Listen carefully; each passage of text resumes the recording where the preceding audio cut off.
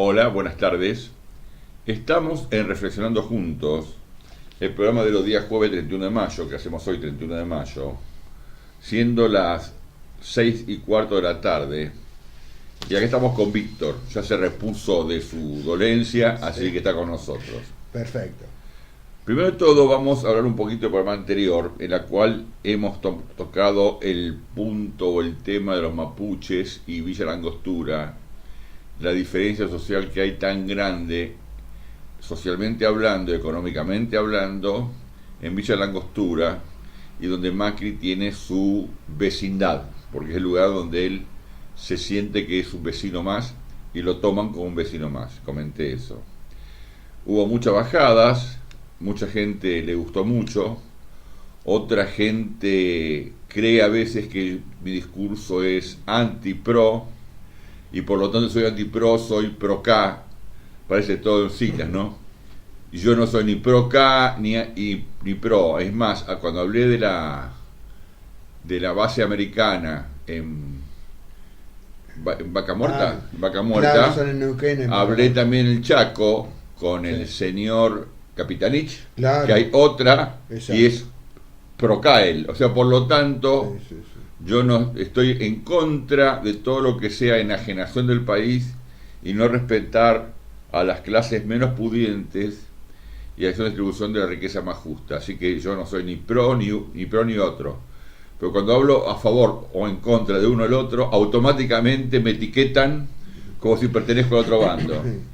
Pero bueno, es parte de las situaciones que a veces se vive, incluso con amigos míos, amigos queridos míos, se ofenden y a veces discutimos fuerte. Por eso tengo una característica de no pelearme, pero pongo mi postura firme y no entra la cosa personal. Pero para personas que están muy comprometidas emocionalmente y que no tienen la disciplina de entender que esto de la grieta a todos nos toca y a todos nos jode, como estamos todos tan ilustos, tan a flor de piel, digamos, porque estamos muy asustados todos, y el susto y el miedo provoca indefectiblemente mucha agresión.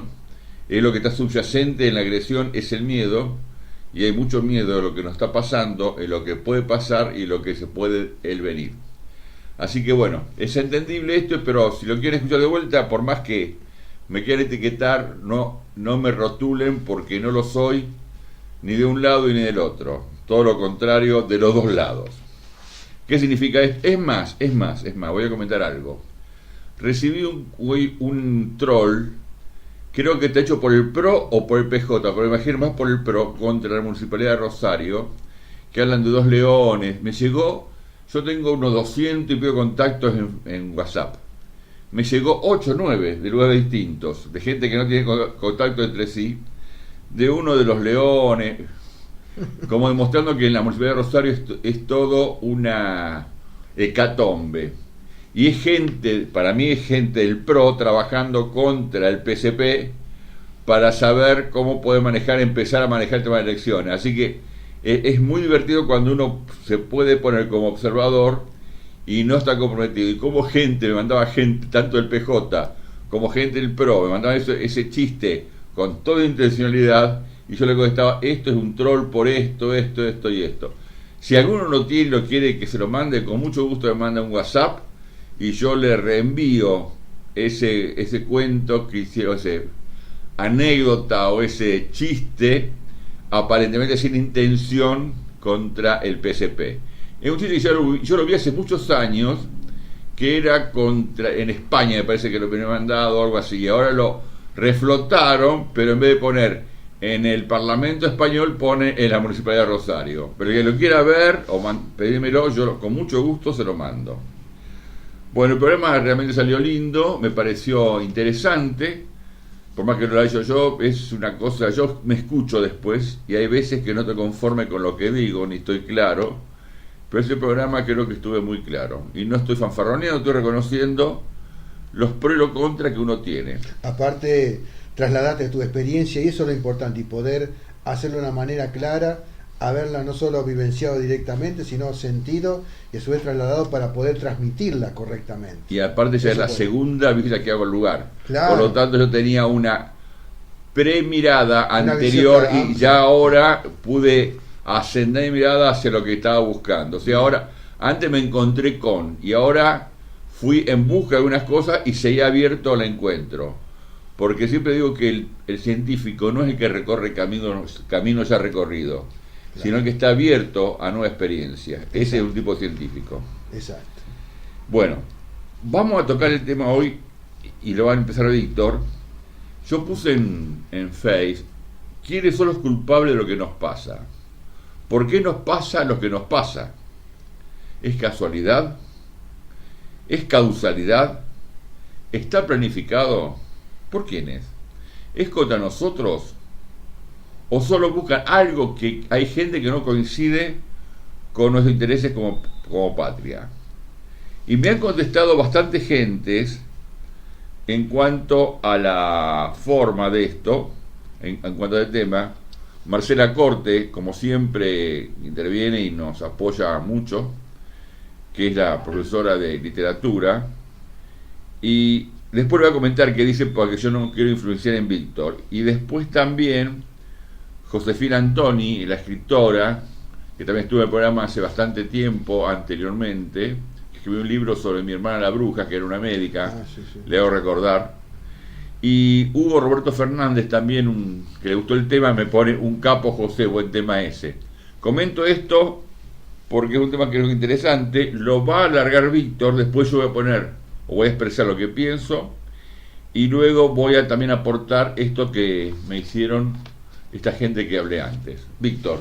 Sí, lo importante vos marcabas, y con el tema anterior se une todo, porque realmente estamos hablando de las influencias sociales y las marcadas diferencias que hay a veces entre sectores sociales o entre experiencias a veces históricas. Los mapuches, por supuesto, es una experiencia de lo que uno llama en última instancia otros agrupamientos que no tiene que ver directamente con la sociedad, como decimos, civilizada y occidental, sino que se han ido integrando a esta civilización, pero de una manera de mantener su cultura, su identidad, su historia. Esto lo hago como especie de prólogo. Cuando hablamos de eso, si los otros son culpables. A veces uno marca y puede adjetivar, viendo su exógeno, lo pone fuera de sí, y los marca como individuos. Y uno también se pone como individuo aislado. Yo creo que todo individuo en general, con lo que vos marcás, es interesante, incluso en ese desarrollo. Por eso son fuertes también lo que enmarcás de las actitudes, porque te pones en el contexto actual realmente. La construcción del sujeto actual, donde está conflictuado, donde está dudoso, donde pisa sobre terreno resbaladizo, pero también quiere ser él. Y justamente el sentido del ser es algo muy importante. Como dijiste, resbaladizo el camino, o el piso es peor, es cienagoso, Claro. pues se lo puede chupar. Sí, Perdón, sí. me No, vi la figura y me parece que es una ciénaga, Claro. en la cual no puede chupar. Perdón, Sí, está una bien. mirada. Sí, porque vos hablas fuerte, fíjate, yo anoté los apelativos, podría decir, que le llamó la envidia, la brutalidad, la estrechez de miradas, la competencia, competir uno con el otro, si vos sois mejor que uno, es decir, el exitista, vos sos el que... Lo que pasa es que Víctor está hablando de una cosa que yo escribí y que Claro. la publiqué. No aclaremos porque eso no lo dije ahora. Claro, bueno, eso es lo que estaba antes. Incluso marcar al final, bueno, que uno debería realmente verse a sí mismo, hacerse una autocrítica fundamentalmente, para marcar lo que es el cambio. Eso para sintetizarlo un poco y mostrar que es una visión dialéctica. Yo lo pongo esto, lo hice, perdona, muy brevemente, no en todo el desarrollo, porque marca en cierto una perspectiva del individuo. Es decir, hay siempre preconceptos. En todo análisis hay un preconcepto. Uno parte de determinado sitio, parte de un contexto, porque es imposible aislarse de la sociedad, pero a veces se toma desde el individuo, de un grupo social, de una tendencia, un ámbito mayor, puede ser ideológico, político, y yo creo que todo política. Vos fíjate, perdón, hago una digresión, porque hoy vi en Canal 26 y me dio espanto. Me dio espanto ver, y les digo, ¿no? Cuidado con los medios masivos, porque, bueno, ustedes ya lo verán, se sorprenderán, pero que una conductora de televisión, Canal 26 estoy diciendo, yo soy apolítica, no es terrible, es espantoso. La ignorancia absoluta. Yo el productor general directamente la echo ahí, la hago salir, corto la transmisión y la hago a salir. Lo dijo varias veces, no una sola vez, hablando con esto de las lo que fueron ayer los debates Pero en el dijo Senado. apolítica Apolítica. o apartidaria. No, apolítica. Tremendo. No tiene Todo idea. es política, No tiene señores. idea, no tiene idea. Yo que estoy hablando aquí, esto es política también. Traducir las ideas, ponerlas en pensamientos, articularlas y dar una interpretación de la realidad en cada cosa, hasta que sea de medicina, que sea de belleza, de estética. Eso es político. Está la política estética, incluso los artistas. Todo es política. Y es lo más elevado, es lo más sacro, diría, bueno, como algo santificado, algo que no está a la altura del arte, en definitiva. Lo que pasa es que se ha desvirtuado cuando se mete en el hecho de la estructura, cómo se arma la sociedad. Es decir, tenemos una idea política partidaria y somos los que gobernamos. Bueno, ahí se va decantando porque vos tenés que tomar resoluciones, juegan los intereses, y los intereses son muy esquivos, son egoístas, en definitiva, tomando este apelativo. Bueno, yendo... Acá una cosa que no lo doy mate a Víctor porque no quiere tomar mate, no porque soy egoísta, aclaro porque No. ve que no te convido, no, ya me dijo no quiere mate. No, en serio, tomé tanto té, en serio, la sopita, qué sé yo, estamos viejitos.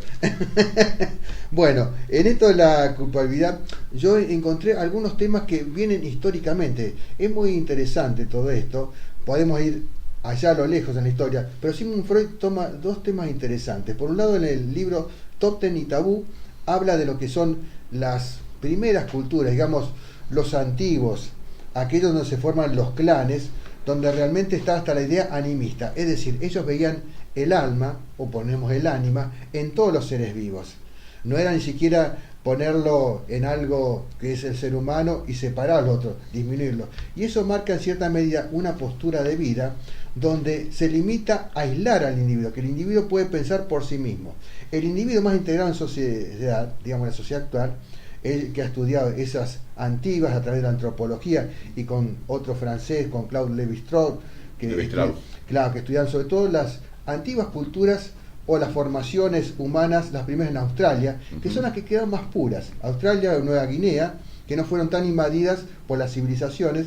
Porque es una gran isla, porque o sea, había un impedimento físico que impedía a la gente llegar rápidamente y fácilmente. Encuentran entre la brutalidad y la pureza, porque se muestra justamente lo que desarrollaron durante milenios, lo que es un punto de vista donde el ser humano siempre tenía eso también de la culpa, mostrando en eso del alma que lo ponía como ánima en todos los seres vivos, también tenía como una responsabilidad, una actitud o de aceptación o de rechazo y un límite. Se buscaba una armonía. ¿Por qué lo pongo esto en juego? Porque lo usa justamente después Sigmund Freud en otro libro interesante, El malestar en la cultura, que es el nacimiento del nazismo, lamentablemente en 1930. Son ya 17 años posteriores y ahí se marca justamente que el individuo por ahí se forma determinadas estructuras sociales donde justamente su interés implica que se escapa de ese principio del bien y del mal ejerciendo su poder. Y eso lleva justamente al malestar en la cultura. Ya cuando se va formando en grupos sectarios, aislándose, implica que va cerrando su línea de acción y bueno, algunos elementos que utiliza, bueno, la emocionalidad. Y al entrar en la emocionalidad, lo que es justamente el complejo de castración que utiliza, entra justamente en la culpabilidad. Y en la culpabilidad sobre todo en el incesto, fíjate vos. Fíjate vos que eso lo usa Dios. En claro, la iglesia. Exacto. Lo echaron del paraíso a Adán y Eva por haber comido la manzana de la vergüenza. Sea, habrá tenido sexo. Eso te Pero hablar, bueno, también eso, justamente llevamos un poco más todavía. Invadió lo que era el árbol del conocimiento del bien y el mal. Exactamente. No puede conocer el mal, porque el mal solo Dios lo conocía, porque no tenía que ser bueno el Dios. Tenía que aceptar lo que Dios le mandaba. Exactamente. Y en las sociedades también se ha adoptado en lo racional ese postulado.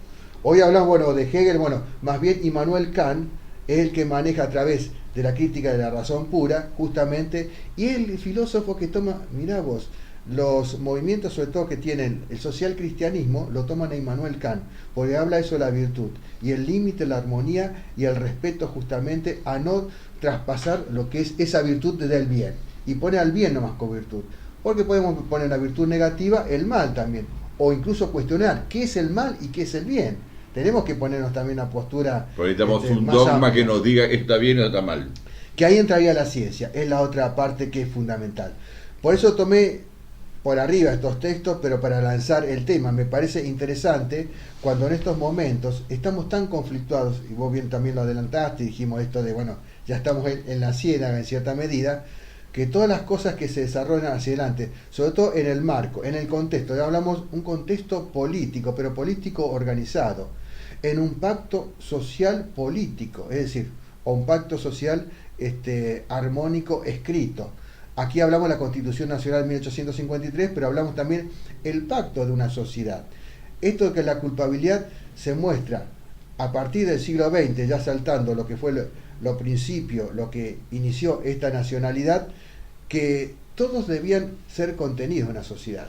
Creo que en el siglo XX, y estoy hablando ya prácticamente cuando entra, y podemos decir, este año se cumple ya 100 años de lo que fue la reforma universitaria, un grito democrático que implicaba que todos se integraran, que no solo democráticamente sean los que iban a la enseñanza superior los hombres, sino las mujeres y tal vez los inmigrantes, porque ya está incluso el voto universal y secreto, que después lógicamente se amplió a la mujer, que los derechos civiles fueron integrados más y más. Pero lo que pasa ahora y la vuelta de tuerca... ¿Puedo agregar algo? Porque me estoy acordando de lo que dijo, y no me pongo anti-pro, por Dios. No, que la Vidal, cuando dijo que la universidad no puede haber universidad gratuita o libre en los barrios pobres porque no los pobres estudiar. Nunca llegan. Es atroz. Sí, sí. Yo he tenido compañeros, y lo digo con honor, compañeros secundarios. Yo tenía una buena posición social, era, digamos, un burgués de medio hacia arriba. Pero he tenido compañeros que laburaron, que la ayudaron, de abajo, que trabajaban en la escuela, cuando estaban en la escuela técnica, iban a talleres a trabajar para tener su manguito y llegaron a altos puestos y estudiaron en la universidad. Y es un honor, y a mí realmente me ennoblece. Mis dos carreras las hice trabajando, trabajando, las dos. Claro, yo en la tecnológica había empezado, ingeniería química, pero después, cuando estudié periodismo también. ¿Trabajabas? Yo sabía lo que hacía. Yo colocaba piso parqué, revestimientos, si usted estaba loco. No, y si vos fue el peor promedio. Esa es la concepción que tiene esta gente, es increíble, es increíble. Claro. Y cuando hablé de la reforma me acordé de la reforma universitaria y cuántos profesionales que están en el gobierno de un lado y del otro, sí, y pertenecieron a esos partidos, a la claro, reforma, y cómo hablan ahora, cómo ha cambiado. Bueno, yo hace 2 semanas te conté, lo entrevisté a Mario Negri, y bueno, que el hombre, el jefe del bloque, del interbloque, sería de radical el nombre, fue vicegobernador de César Angelós, fue no sé cuántas veces diputado, como 20 años hace que está de diputado. Y bueno, el hombre negaba, yo le hablaba de esto del tarifazo y me hablaba justamente de los subsidios a los sectores más desprotegidos. Y yo 3 veces le hice la pregunta. Eso en los papeles, le decía, pero eso en los papeles. Y me insistía que no, que está. Y lo demuestran y salen en televisión. Mire, gente que está directamente apartado de lo que es un subsidio. Y ojo que ahora viene el invierno hace falta más comida, más ropa, sí, y más energía. Exacto. Más energía, me refiero a gas y luz, mínimamente, más ropa y más comida. Realmente, claro, creo que lo que se viene no es nada halagüeño, es mi mirada. Exacto. Y en esto así de la culpa, que a veces es un elemento, yo creo que es la distorsión un poco de la posible integración, o el entendimiento o el disenso, fundamentalmente, cuando se introduce en estos marcos sociales, donde se está debatiendo qué es lo que queremos para convivir. Ahí es tremendo. Vos fijate que también lo que vos decís, en lo práctico, concreto, lo que golpea más a los que están más desprotegidos, también están los desvaríos emotivos, porque la emocionalidad de alguien que no tiene, digo, de personas grandes como de personas jóvenes que pierden trabajo, que están buscando, los chicos que hoy en cantidad de 100.000 están buscando allá de vuelta en Buenos Aires, que le van a dar la oportunidad, quizás la oportunidad de un trabajo, que son 20.000 nomás. Están en una feria en Buenos Aires, todos se anotan, y el que no tiene ese trabajo, emotivamente, eso incide también. No solo el alimento, la ropa, todo, incide, lo otro es tremendo. Fíjate la cantidad de consumo de psicotrópicos, Víctor, sí, cómo está aumentando. La cantidad, volvemos a la cantidad de suicidios. Casuales o no, es difícil hablar de un suicidio casuales, pero aparentemente la causalidad y la casualidad se entrecruzan para que sucedan estos hechos desgraciados. La droga es una, y el problema de manejar dormido, accidentes que la gente va manejando dormida para hacer cumplir trabajo y no tiene horario de descanso, porque aparte aunque Claro. descanse, no duerme. Estamos totalmente psicóticos la mayoría de Exacto. nosotros. Sí. Perdón que te No, interrumpo, no, no, pero está viste, bien. Pero vamos acumulando elementos, ¿no?, fundamentales acerca de la culpabilidad y de hacerlo algo exógeno hacia los otros. Realmente el ser humano se ha ido forjando y también han contribuido, lo hemos hablado muchas veces en otras ediciones anteriores, los que son los medios masivos de comunicación, así es. sean los electrónicos, sean, aunque algunos me critiquen, los más media, los 2.0 y ahora vienen los 3.0. Vos hablaste bien de lo que son las redes sociales y cómo influyen, y es cierto, ya no nos podemos escapar más de eso.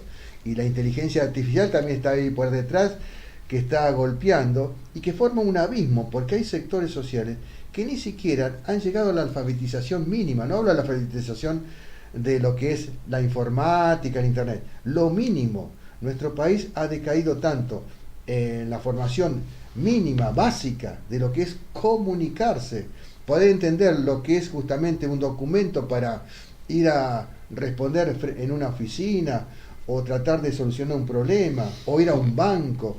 Son cuestiones que implican marcar lo que es unos y los otros. Por eso insisto. Fíjate, voy a otros medios y voy aportándote Sí, cosas. sí, sí. La marcha contra el FMI que hubo, Sí. ni Clarín ni Nación sacaron nada. Poder haber juntado, suponete, y algunos dicen 1.500.000, Ponele otro 1.000.000, 400.000. 500.000, 300.000. Sí. Pero nadie, Es un fangote. ni Clarín ni la Nación Nación. sacaron una foto de una de las marchas más grandes en el últimos tiempos. Claro. Perdón. Bueno, y eso justamente los medios, sobre todo, van regodeándose en el poder que han logrado. Y tengo que nombrarlo, y no puedo escaparle, justamente La Nación, o casualidad, hoy el presidente estuvo en Salta hablando un poco de lo que ha sido el veto a esta ley antitarifazo, y justamente se llevó un periodista en su propio avión, un periodista de La Nación, que lo presentó, lo alabó un poco, muestra los caminos, ¿no?, cómo se van intercalando unos y otros. Y a mí no me roza nada de hablar de quién está en la presidencia, porque también yo sé que Cristina Fernández, ella también es responsable, y el otro día lo estaba viendo a este hombre que realmente es histórico y que hemos hablado muchas veces hasta en nuestro programa, Miguel Bonazo, que ha sido diputado nacional, y que justo tuvo un conflicto con la familia Kirchner, Muy grande. porque justamente le cambiaron el libreto. Uno de los acuerdos más profundos era el tratamiento de la ley antiglaciares, que Cristina Fernández lo borró con el codo, lo que había firmado, que iba a defender las aguas dulces del país. No, se las entregó también a las multinacionales. Por eso digo, no es Macri de Cristina. La burguesía en general, si bien Cristina, aceptamos, tenía un poder que atendía a las masas populares, darle el sustento, pensar más sensible, pero ¿habrá sido para utilización? ¿Habrá sido por esa culpa? ¿O habrá sido realmente porque está dentro del proyecto? Uno tiene las dudas también. Pero esta gente directamente ya entrega todo. Tenemos una cuestión muy peligrosa.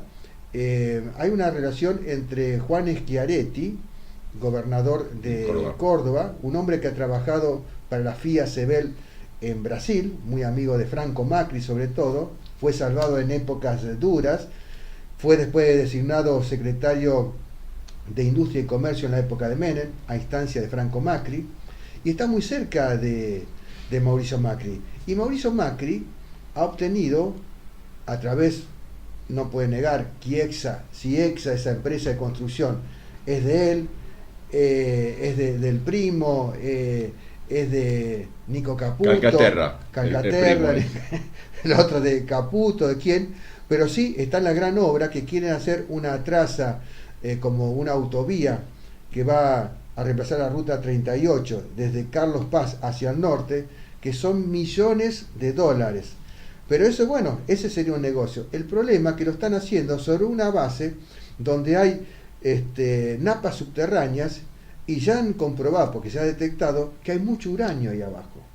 Eso es una fuente contaminante que esta gente ni se quiere avivar de lo que puede pasar. Estamos hablando de la zona de Córdoba más poblada, desde la capital hacia el Valle de Punilla, completo. Quiere hacer eso, ya está en marcha, están ya en la previa. No sabía. Eso sí, y se habla de una suma de varias, 2.000 millones de dólares, algo de eso, pero por detrás, ¿qué hay, no? ¿Cómo? Hablamos de Malargüe, vos estuviste en la zona de Vaca Muerta, que a mí me espanta aquello del fracking. En Malargüe también, Malargüe se lo ha entregado a José Luis Manzano, el hombre se va de la provincia, se fue lejos. José Luis Manzano, estamos hablando del señor que es socio de Grupo 1, con el señor Vila, que es dueño del Canal América. Y vos fijate que Daniel Vila, del Grupo 1, prácticamente ya la tenía, pero ya está en marcha para vender todo el Grupo 1. Se va de Mendoza, se iría también aquí de Santa Fe. La capital pertenece al Grupo 1. Exacto, quiere invertir todo en Buenos Aires. ¿Por qué? Ponerle así una pregunta ahí. Malargüe, fracking también. ¿Tendrá vergüenza su provincia? Su padre, que fue abogado famoso, yo estudié toda la vida de ellos, era un hombre que iba frente a los jueces, iba con una 45 y le decía, bueno, a ver cómo arreglamos este tema judicial. El padre era de Daniel pesado, Vila era pesado. Y el socio justamente fue, que no recuerdo ahora el apellido, otro abogado, que lo cubrió hasta legalmente y políticamente a José Luis Manzano cuando tuvo los grandes problemas. La privatización de Petroquímica Bahía Blanca y un grupo relacionado con Telecom Italia, que había, parece ahí una cosa rara con Italia, un gran problema de mucho dinero, que también fue salvado José Luis Manzano. Ese hombre, que era socio del padre de Daniel Vila, fue justamente el que lo acercó a Daniel Vila. Y fueron socios y son socios todavía. Todo esto lo marco porque a veces en este mundo hay muchos negocios que uno dice, bueno, no nos culpabilicemos, pero las reglas de juego de un capitalismo salvaje implican que queda mucha gente en el camino. No queremos hacia afuera la culpa, pero hay una culpa interna que por dentro se maneja con esa corrupción, que es una corrupción de base. Y esa corrupción de base deja mucha gente en el camino. Dejemos la emocionalidad de la culpabilidad, pero pongamos la emocionalidad de los equilibrios entre los grupos sociales. Claro, pero en tu discurso es muy difícil entender esto, porque aparentemente son otros y otros y otros y otros malos. Como si nosotros, cada uno de nosotros, no tenemos nada que ver. No, somos responsables si no actuamos en consecuencia. Yo creo que tenemos que organizarnos, creo que la sociedad... ¿Te falta mucho vos? No, brevemente, tenemos Dale. que organizarnos. Lo dejo ahí quizás con... y hay organizaciones, y se ha demostrado la historia, que los pueblos que se organizan pueden hacer frente, pueden frenar ciertas cosas que vienen contra ellos. Hoy estamos viendo algo que es muy fuerte. Estamos viendo la huelga en Brasil. No sé si serán unos caminos. Y es algo insólito, porque son empresarios con trabajadores. No es que son los trabajadores que hacen solo la huelga de los camioneros. No, el problema de gasoil... Y se le puede venir un golpe. Exactamente. Aparte, lo dejan 5.000 al Brasil. Y sin medicina, sin combustible. No es chiste, ¿eh? Exacto, sí. Y Argentina, bueno, ponemos si no hay pregunta. Eso lo desarrollamos. Bueno, yo acá quiero ver un poco, primero Marcela Corte, le agradezco, y dice así ella, que es un tema complejo, creo que un análisis profundo y los dedos acusadores, y no dedos acusadores. Ha cambiado la sociedad en muchos casos para bien y otros para el sentido de libertad, ha sobrepasado los límites y la ambición ha crecido. Hemos perdido el sentido de patria, lo hemos transformado y profanado en una polancia de poder. La reflexión ha perdido frente al fanatismo y la educación olvidó al humanismo. Es una mujer grande, me refiero mayor, pero que muy seguidora, y está de vuelta y tiene una mirada abarcativa de las cosas de la vida. Y después Josefina Antoni también dice, creo que los intereses del gobierno son opuestos al de común de la gente. Pueden creer que somos estúpidos. Compren lamparitas chinas para el ahorro energético. Es imposible creer que este mensaje presidencial. Cada día aparece un nuevo distractor, un nuevo preso político o cualquier otro cuento, mientras nos han endeudado por 100 años. Gracias a las dos aportan su mirada. Y yo terminar ya con lo que escribí en aquel momento, y voy a poner un poco lo mismo, porque uno sin darse cuenta se pone en el rol, la culpa siempre de los otros. Entonces uno... es como que no tiene nada que ver. Y yo traté de escribir entendiendo la responsabilidad de todos. Y puse esto. No es posible cambiar a la sociedad a menos que cambie el hombre. El hombre, uno mismo y los demás, hemos creado estas sociedades por generaciones y generaciones. Todos hemos creado estas sociedades desde nuestra mezquindad, desde nuestra codicia, nuestra envidia, nuestra brutalidad, nuestra estrechez de miras, nuestra competencia, nuestra violencia y demás. Somos los responsables de la mediocridad, de la estupidez, de la vulgaridad, de toda la insensatez grupal y del sectarismo religioso y político. A menos que cada uno de nosotros cambie radicalmente, la sociedad jamás cambiará. Está ahí, lo hemos hecho nosotros, y después ella nos hace ser lo que somos. Nos moldea tal como lo hemos moldeado. Nos encaja en un patrón y el patrón la introduce en la estructura. Esa estructura es la sociedad que es el modelo en la que somos cada uno. Por eso es tan importante el autoconocimiento y mantenerse a raya. Esto es un modelo para mí dialéctico. Perfecto. Yo quería poner, tengo un ejemplo justamente que lo viví. Fundamentalmente nos han metido en un silencio muy largo, atroz. Yo creo que eso fue el último, y ahí sí lo tengo que poner lamentablemente afuera porque fue afuera de los dos, pero ante todo la dictadura militar, ese famoso silencio. Exactamente. Somos derechos y humanos, los mejores del mundo. O algo mundo, han hecho, son responsables de su muerte. Claro. Lo único que ahí sí tengo que marcar a unos sectores y antes guerrilleros. Yo he sido militante revolucionario, tengo que decir estas cosas, porque se está hablando, también sería un silencio. Porque parece que los únicos que existían, que fueron perseguidos, que trataron de luchar por cierta justicia o que querían que era el bien, eran Montoneros o el ERP. Los otros no existíamos, nosotros éramos agregados, y a mí les digo personalmente, me amenazaron los Montoneros. Yo fui una vez, una de las tantas veces que he ido a fábrica, frente a comisiones internas, que eran del Partido Comunista, fíjense, luchamos contra ellos. Yo vengo del marxismo también, pero sentíamos incluso distintos y distantes ellos. Era una época muy brava. Y vi yo, y lo viví directamente, entrar montoneros con una expropiación de leche, tirarla hacia los trabajadores y decir, no, váyanse en pendejos de mierda a nosotros. Con las itacas apuntándonos, los montoneros, esto no lo miento, yo lo vi personalmente.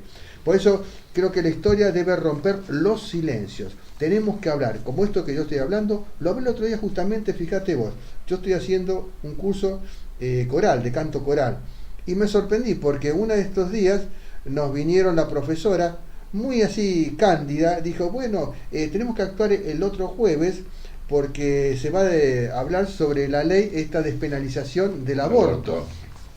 Ah, miércoles, quería que la cosa iba a ser directa, empezaron a hablar unos u otros. Había uno que era militante, y era un militante de izquierda, marxista.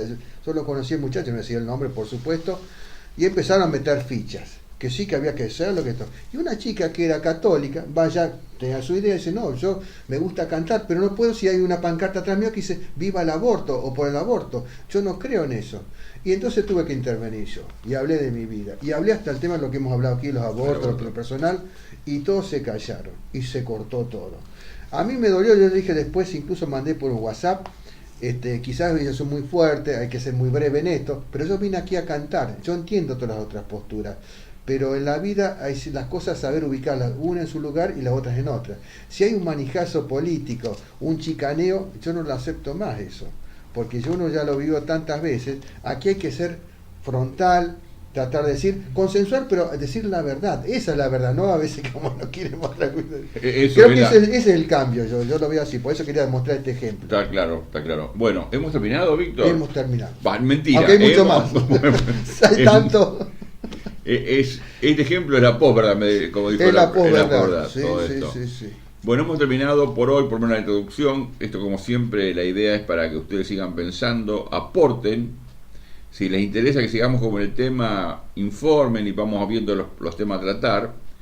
Y hay un aporte que me hizo un señor que también nos escucha bastante, nos escucha seguido, que habla, Alberto Pinto, me acuerdo el nombre.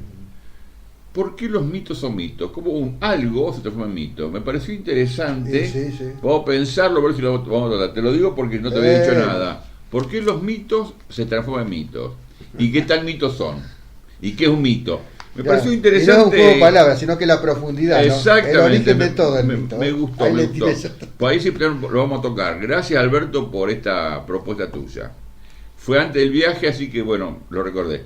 Si querés comunicar con nosotros, jgerman@fivertel.com.ar, sino al celu mío por WhatsApp, asterisco 54 9341 163 82997, o por mensaje de texto oculto o público en Facebook. Lo único que les pido, como siempre, es que no haya agresiones baratas. Decir lo que sea, no hay ningún problema. Argumentar. Argumentando, pero no insultos, No. que vos sos K, que vos sos pro, que vos sos, que vos sos, que... No, eso no tiene sentido. Además, no discutan al que habla. Discuten en todo caso lo que uno dice. Claro, con uno mismo. Que... Porque Ponerse de acuerdo si- con uno. me puede decir vos sos bobo, vos sos tonto, vos sos sonso, no importa. El tema es si lo que digo sirve o no sirve en una instancia. Lo demás es sin importancia el portador de lo que uno dice. Gracias, hasta el próximo encuentro, si Dios quiere el próximo jueves, y nos estamos viendo.